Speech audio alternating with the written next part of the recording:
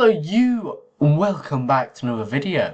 In today's video we're going to be reacting to 3 true Halloween horror stories animated.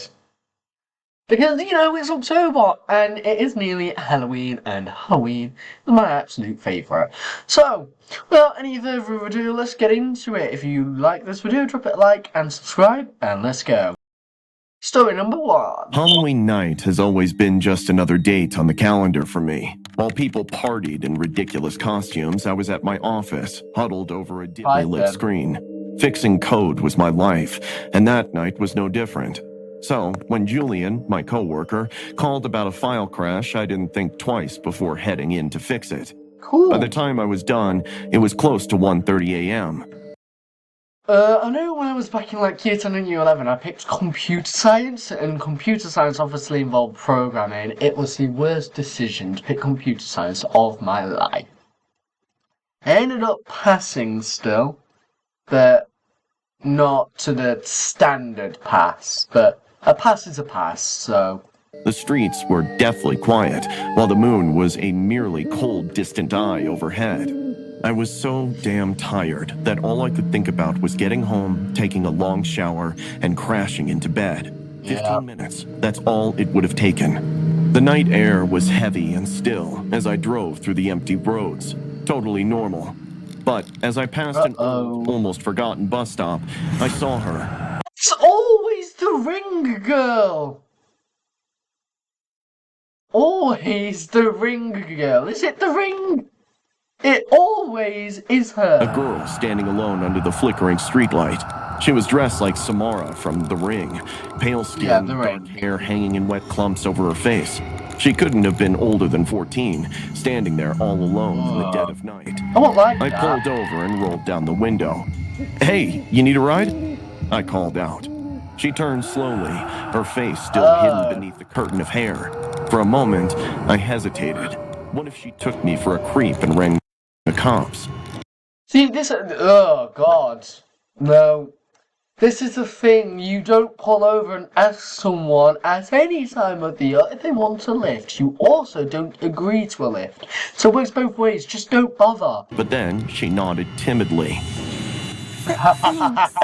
She slid into the passenger seat. Great. Suddenly, a pungent odor like damp earth and something else, something rotten, filled the interior. I tried not to gag and blamed it on her overzealous Halloween costume. Yeah. You really went for the looks, didn't you? I giggled, trying to lighten the mood. Her skin was an eerie shade of gray, mottled and blotchy, as if she'd been underwater for far too long. The attention to detail was disturbing. It wasn't until we drove across the bridge that she spoke. It's not a costume. Bye, babe. I let out a nervous laugh. Right, so what's your name? Samara. She replied. Cool. Even though my eyes were glued on the road, I couldn't help the chill creeping down my spine. I cleared my throat. Aren't you a little old for trick-or-treating, Samara?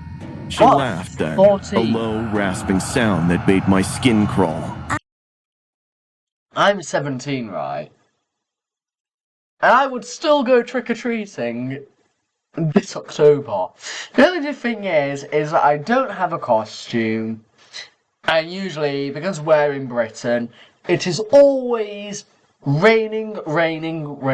And we had lockdown, and then it was raining again, and raining again. So we've had lockdown, rain, and it just ruins the whole Halloween night. And we don't even get any trick-or-treaters anymore, so... It's not that great anymore, is it, really? I am. But Halloween is my favorite night.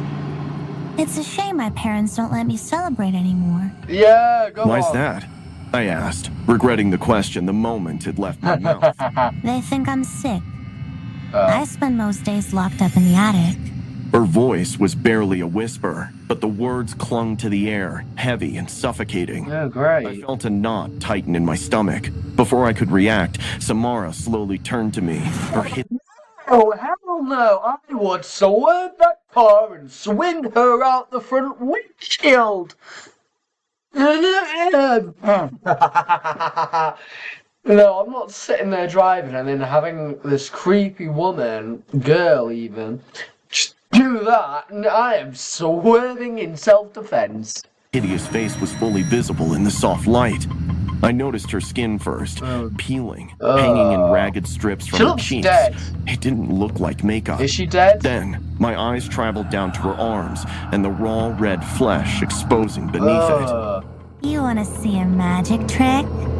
She asked, her lips curling into a smile that sent ice through my veins. Before I could respond, she reached up and peeled a patch of skin from her face. It came off in one sickening tear, revealing more of that oozing crimson flesh. I had never slammed on the brakes like that before. What the hell is wrong with you? Oh yeah, I mean, you could have slammed on the brakes instead, that might have been better. Yeah, can't swerve into the road instead of just slamming on the brakes, yeah.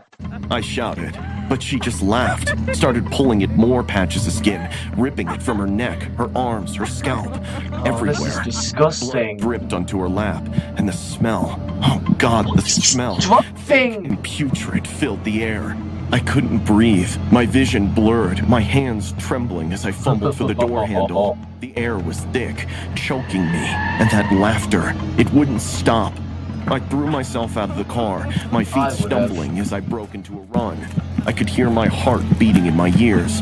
I didn't look back. I couldn't. I wouldn't. I don't know how long I ran, but eventually... The sign notch. Yeah, it's funny how the sign won't stay on, because that's quite accurate for most places, to be honest. Like, why is there always that one letter or something that never stays on? Eventually, I found myself at a gas station. The harsh fluorescent lights felt like salvation. I staggered inside, breathless, as I tried explaining the incident to the clerk.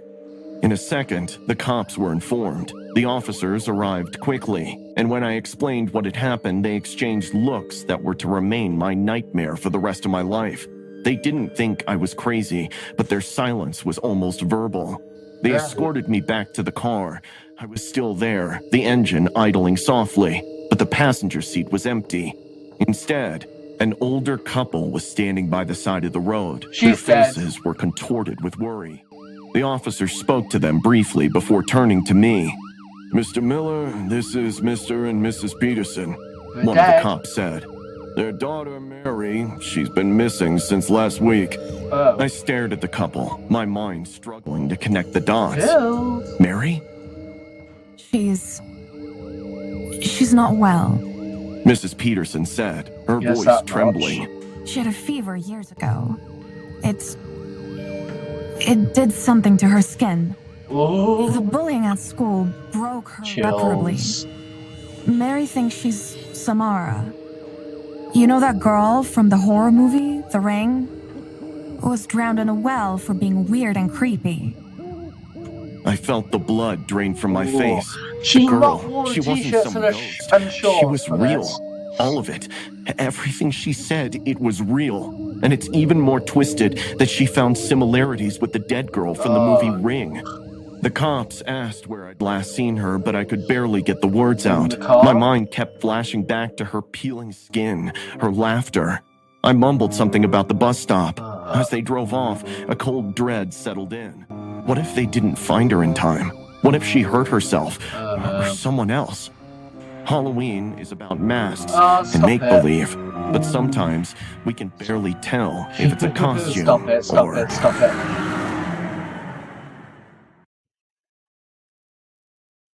That was fine. Prepared myself for that. That was fine. Right, also, I don't know if you've noticed, but the YouTube bar looks a bit different now for some reason. Also, like I said, I shouldn't have worn t-shirts and shorts. Not only do I look like a lifeguard...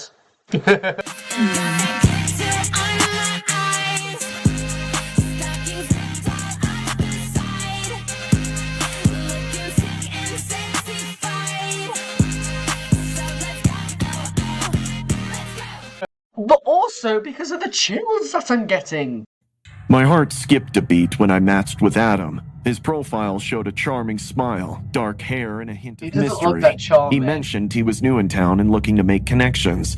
We hit it off immediately, sharing jokes and stories late into the night. By the way, I messaged. My uncle throws this incredible Halloween party every year. Yeah. You should come. I think I prefer replied, Halloween "Sounds parties as fun. well, I'll be the though, guy over in the classic sailor trick-or-treating. costume. White uniform, navy accents, and a simple black mask. Can't wait to meet you in person." It seemed odd to me how he was already ready with a costume, but since Halloween was approaching, I didn't think much of it. Yeah. The night of the party arrived, and my uncle's old house was alive with music and laughter.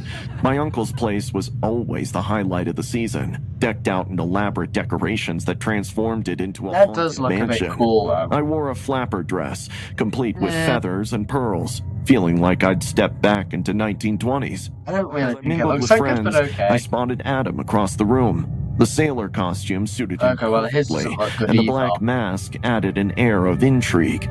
He approached with a confident smile. "Julia, I presume?" Guilty as charged.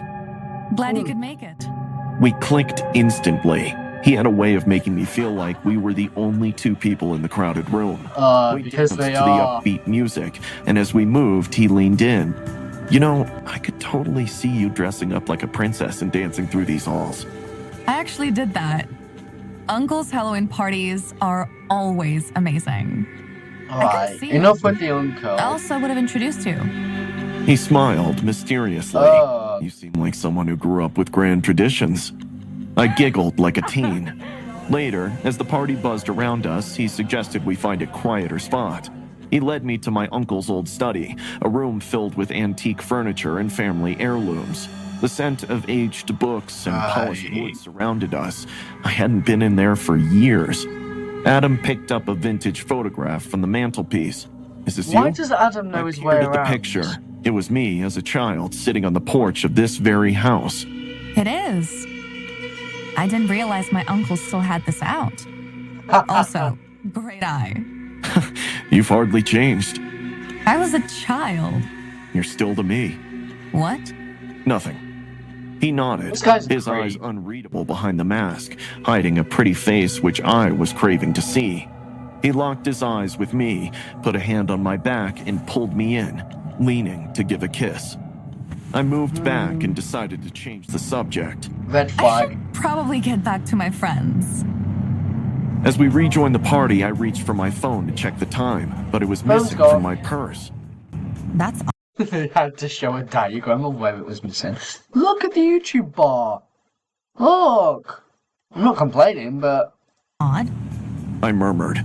"Everything okay?" My phone's gone. I must have left it somewhere. He reached into his pocket and handed it to me. "Found this on your uncle's table." I took it slowly. Oh, thanks. sus. Never realized I took it out. But doubt didn't. lingered. I excused myself. Maybe I just need something to drink. Adam handed me a glass from a nearby table, not letting me go. "Here, try this." I hesitated. What is Absolutely do not drink the glass of a guy that you've just met. Do not drink it. it? "Just punch. Promise it'll make you feel better." I sipped Don't- cautiously. The room felt warmer, the lights a bit too bright. Adam stayed close, his hands lightly. Cocaine. A tablet that knocks you out. Poison. Don't take a drink from a stranger. touching my elbows. You seem tense. I'm fine. Well, in that case, don't take a drink from anyone you know if it's an open drink. I insisted, even though I wasn't sure. As the evening wore on, I couldn't shake the feeling that something was off. His voice, his mannerisms, they all seemed strangely familiar. I tried to recall if we'd met before, but my thoughts were muddled. Needing a moment alone, I slipped away to find the bathroom. On my way, I noticed a door ajar leading into a small storage room. Drawn by curiosity, I stepped inside. This ain't gonna be Stacked on good. shelves were boxes labeled with family names. One box in particular caught my eye. It had my mother's name on it. I opened it to find old photographs and letters. Among them was a picture that made my blood run cold. It was my uncle at a past Halloween party, wearing the exact sailor costume Adam had on. The white uniform, navy accents, and black mask.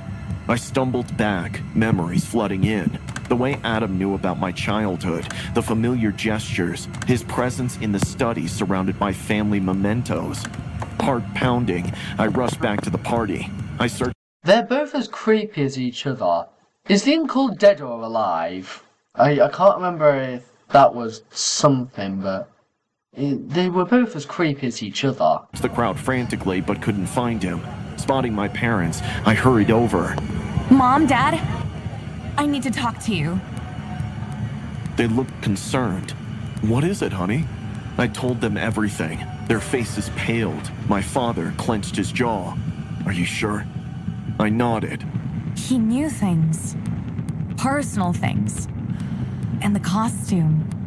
It's his. Without another word, my father went to call the police while my mother stayed by my side. Minutes later, officers arrived, discreetly making their way through the guests. They found my uncle in the garage doing drugs and escorted him out. His mask removed to reveal a smug expression. As he passed me, he gave a sly smile. I just wanted to dance with you, Julia, baby. I'll return for that kiss. Oh, that's disgusting! Oh! Oh, of course it's the creepy uncle. Of course it's the uncle. Chill settled over me. My mother hugged me tightly. The realization that someone I trusted had crossed such a line left me feeling exposed and vulnerable. Hence why you don't take a drink from someone, even if you know them, and especially if you don't know them. In the days that followed, I tried to make sense of it all. How long had he been watching me? Why would he do this? One thing was certain. The masks people wear aren't always part of a costume. Sometimes, they're there to hide the darkest intentions. Right, well that one was just disgusting. Ugh! Think of being possessed by a demon! Ugh. I mean, just as long as it's not Art the Clown, then I'm absolutely fine. Right, anyway, moving on to story number 3. I always loved Halloween. The costumes, the escape from reality, the thrill of being someone else for a night. So that's the best. Oh, jeez. That's the best way I can describe it. You get to be someone else. Everything else is just happy, happy, happy. Doom, doom, doom, doom. Whereas on Halloween, you get to be scary. And everything's dark and sinister. And everything else is just happy, happy, happy. Boring. Friend Alyssa invited me to an exclusive pirate-themed Halloween party on a private Hawaiian island. I couldn't resist. It was hosted by a wealthy entrepreneur she knew through her job at a luxury travel agency. We arrived at the island just before sunset. The sky was pink, casting a magical glow over the palm trees and pristine beach. A grand ship replica was anchored near the shore, serving as a backdrop for the festivities. Lanterns hung from the trees, and the sound of waves mingled with the distant music. This is incredible. My costume, a slutty pirate captain with a crimson coat and knee-high boots, matched Alyssa's ensemble. As we made our way to the main area, I noticed guests arriving in elaborate costumes, some more authentic than others. The attention to detail was impressive. Servers dressed as deckhands offered exotic drinks, and the atmosphere buzzed with excitement. We were all given a glowing jelly-like sweet. We joined the crowd, mingling and enjoying. Yet, despite the lively scene, I felt a slight unease. Perhaps it was the way the stuff seemed overly attentive, their eyes lingering a bit too long, or the subtle way security personnel were stationed at every exit. Did you notice the security here? I asked Alyssa. I mean, the security could just be like a procedure to make sure no one gets drunk, etc., but, you know, because it's a Halloween horror story, we all know what's going to happen. Well, we don't know what's going to happen, but we know it's not going to be something good. It's a high-profile event with wealthy guests. Makes sense they'd be cautious. I nodded, trying to shake off the feeling. We continued to enjoy the party, dancing and laughing under the starlit sky. Later in the evening, I decided to step away to get some fresh air. Walking toward the quieter side of the beach, I spotted a small group of guests talking in hushed tones. I heard they're planning to move them tonight. Are you sure? The schedule was for tomorrow. Change of plans. The boss doesn't want any delays. I frowned, unsure of what I was hearing. Emma? A voice behind me nearly made me jump out of my skin. I turned to see a man dressed as a ship's officer, his expression unreadable. The main event is about to start. You're invited to join us, he said, his tone polite but firm. Sure. He guided me back to the main area, where Alyssa was waiting. Well, clearly something good isn't gonna happen. They're about to start the treasure hunt. We were handed old-fashioned maps and split into teams. The objective was to find hidden clues leading to a grand prize. It seemed like fun, but the conversation I'd overheard nagged at me. As our group ventured into the dense foliage, the path became less defined. Does this seem off to you? I whispered to Alyssa. You're overthinking. It's part of the adventure. We reached a clearing where an old chest sat under a large tree. One of the team members eagerly opened it, revealing a note inside of treasure. Return to the ship for the final challenge, it read. Confused, we began to make our way back, but the path we'd taken was no longer there. What? The trees seemed denser, the way obscured. So it's supernatural. That's odd. I could have sworn we came this way. Our phones had no signal. Suddenly, someone shouted. We turned to see figures emerging from the trees, dressed not in costumes. Absolutely not. But in plain black attire, faces obscured by masks. Before we could react, the masked figures surrounded us. One stepped forward. Absolutely Please remain not. calm. We require your cooperation. Who You are ain't you? getting no cooperation. What do you want? Your families have resources. They'll pay handsomely for your safe return. Kidnapping. The word hit me like a blow. This was a setup. Alyssa grabbed my hand. We bolted into the jungle, the sound of footsteps pursuing us. Adrenaline surged as we dodged trees and leapt over roots. I spotted a narrow path leading toward the beach. We burst through the foliage onto the sand, the ocean stretching out before us. In the distance, the replica ship loomed. An idea sparked. The ship. They might have a radio or something we can use to call for help. Is it real? We sprinted toward it, climbing the gangplank as quickly as our shaking Wouldn't legs someone be allowed. on the The ship, deck though? was eerily quiet, devoid of the earlier merriment. Check the captain's quarters. Alyssa urged. We found the room and frantically searched for any communication equipment. Instead, we discovered files containing information about Oh, wow. photos, background details, family connections. Oh, wow. They've been planning this. Alyssa whispered, terror in her eyes. Footsteps echoed on the deck outside. We hid behind a large cabinet as the door creaked open. Men entered and ransacked the room. That is when I noticed a flare gun mounted on the wall. I just saw pointed to that. it, and Alyssa nodded. Carefully, I reached for it, praying the shadows concealed our movement. I would have just said, grab the flare gun and shoot them, but then I saw 3 people, but turns out it looks like they're going to do that anyway, so... Just as one of the men approached, I stood up and fired the flare at him. He stumbled backward into his accomplices. Run! What if flare gun kill We you? dashed out of the room, chaos erupting behind us. On deck, other guests were being herded together, confusion and fear evident on their faces. I fired Obviously. another flare into the air in order to distract them. Alyssa pointed to a lifeboat. We hurried to lower it, but the mechanism was slow. The kidnappers were closing in. With a final push, the lifeboat hit the water. Yeah, but We what are jumped you actually in gonna and do began once you're on rowing the with all our lifeboat? strength.